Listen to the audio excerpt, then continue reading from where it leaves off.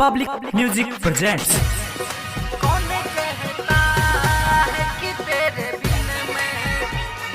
Music director DJ Kanchan Raj Deewana Hajipur Vaishali.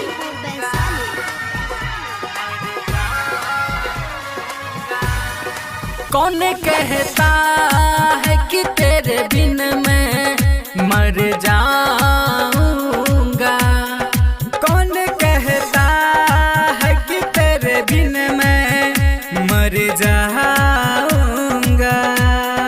मैं तो बादल हूँ हो, मैं तो बादल हूँ किसी और पे बरस जाऊंगा। कौन कहता है कि तेरे बिन मैं मर जाऊंगा। म्यूजिक डायरेक्टर डीजे कंचन राज नीम चौक चौसीमा वैशाली।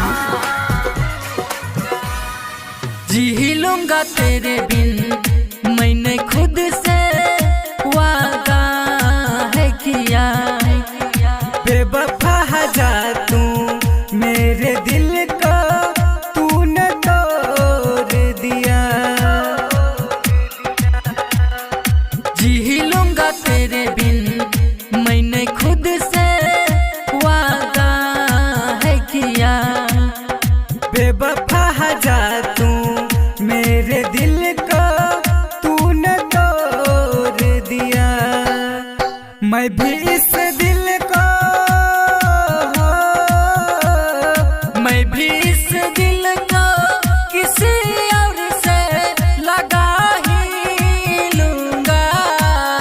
कौन कहता है कि तेरे बिन मैं मर जाऊंगा। Music director DJ Kanchan Raj Hajipur Vaishali.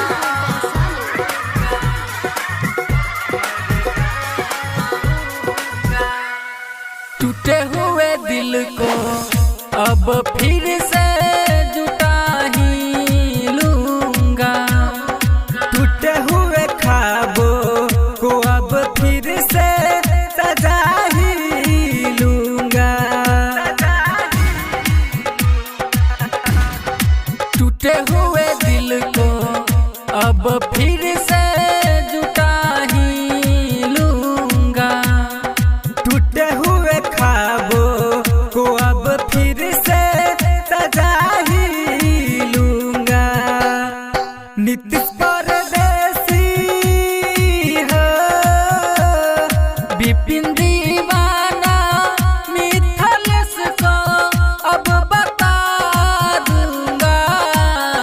कौन कहता है कि तेरे बिन मैं मर जाऊंगा। Recording studio public music Dudhpur.